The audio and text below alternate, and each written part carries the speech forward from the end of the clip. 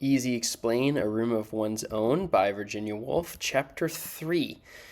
Big themes here going to be Woolf looking at what genius means for males, what it means for females, and we're going to consider the character of Judith Shakespeare. So they're going to take center stage here.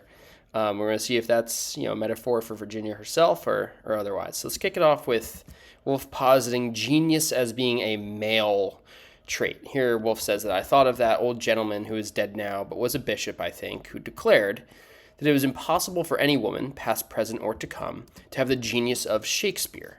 He wrote to the papers about it. He also told a lady who applied to him for information that cats do not have, as a matter of fact, go to heaven, though they have, he added, souls of a sort. How much thinking those old gentlemen used to save one. How the borders of ignorance shrank back at their approach. Cats do not go to heaven. Women cannot write the plays of Shakespeare.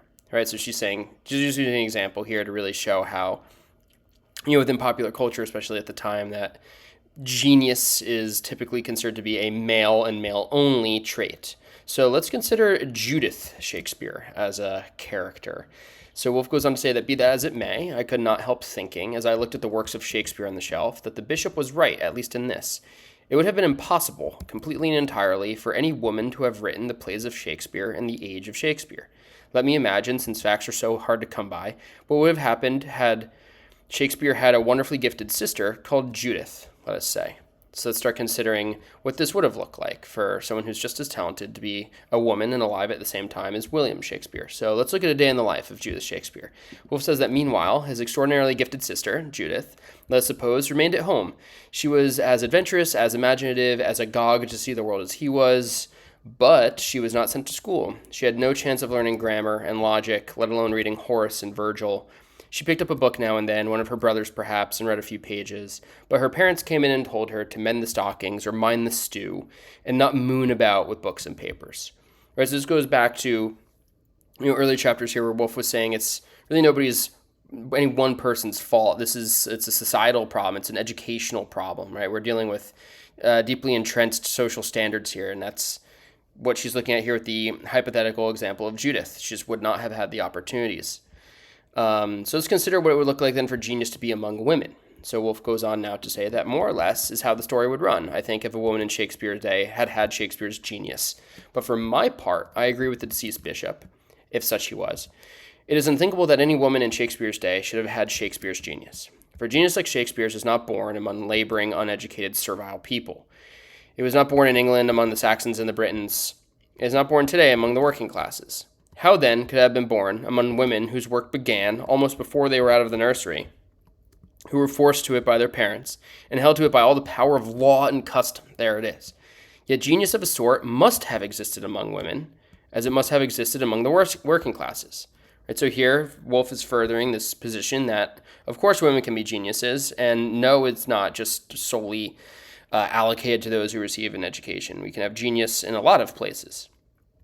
So now we're going to turn a little bit and start to consider, okay, how much so is Judith Shakespeare just a speaking point for Virginia Woolf herself? So let's look at this passage. She says that this may be true or it may be false. Who can say?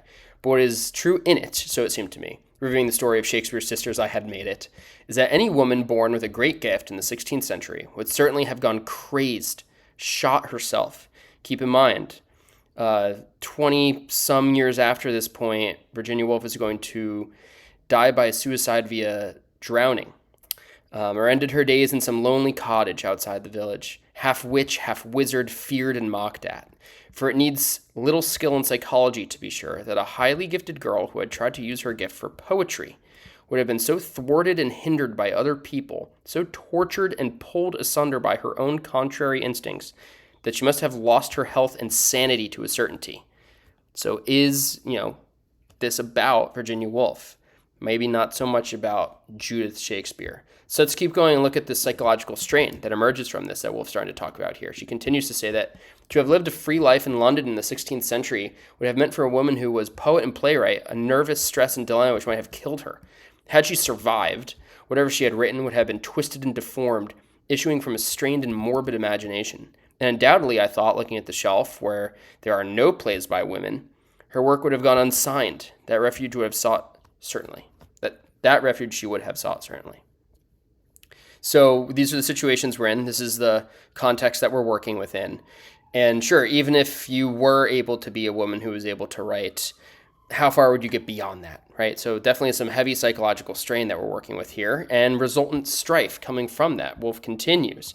That woman then, who was born with a gift of poetry in the 16th century, was an unhappy woman, a woman at strife against herself. All the conditions of her life, all her own instincts, were hostile to the state of mind which is needed to set free whatever is in the brain, right? So we obviously have a problem here, but let's look for some silver lining here. Let's look towards some light. Let's consider Woolf's philosophy of having a room of her own. Let's revisit this to round out chapter 3. So Woolf concludes here that, but for women, I thought, looking at the empty shelves, these difficulties were infinitely more formidable.